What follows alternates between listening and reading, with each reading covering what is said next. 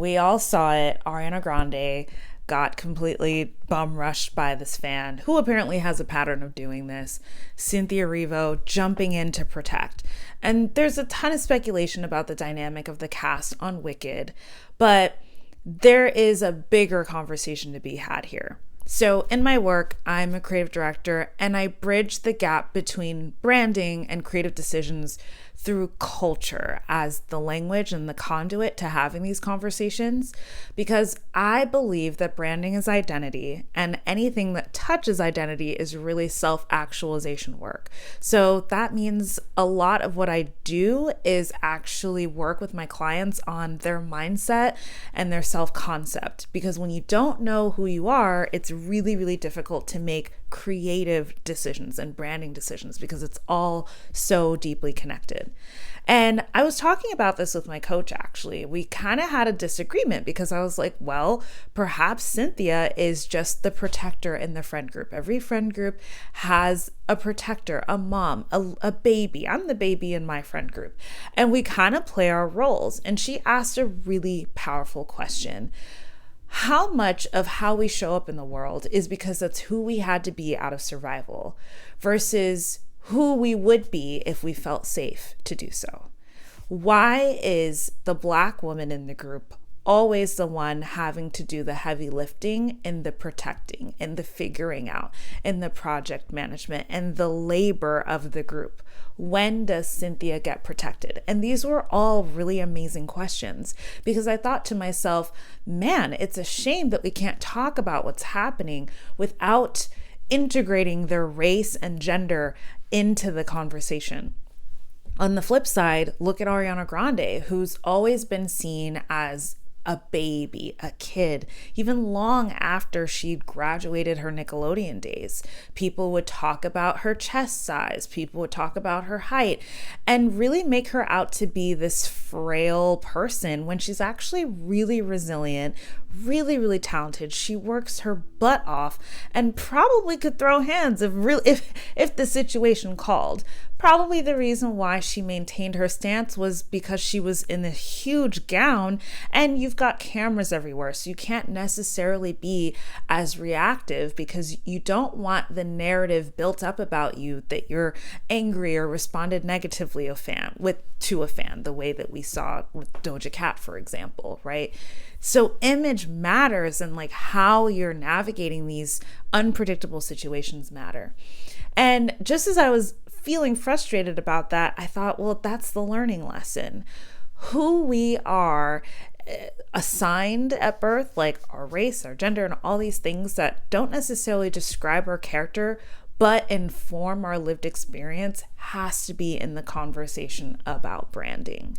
I don't know if Cynthia Erivo would be so protective if she hadn't gone through what she had gone through, if she hadn't worked as hard, if she, like, her whole background of being the person who gets things done, right? I'm pretty sure she's a Capricorn.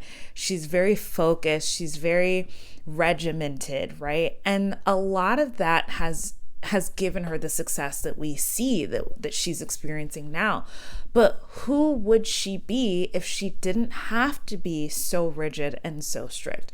Who is she if she could actually rely on the system around her to protect her, right? I know there's a lot of criticisms about Cynthia Erivo and some comments that she's made about African Americans as well, right? I think that's the same conversation here, because so often what we criticize in other people is the very thing that we're insecure about on our own. It's the very thing that we think about and evaluate within our own experiences, right? So it's like, what if she feels like she's not working hard enough? What if she feels like she's making excuses?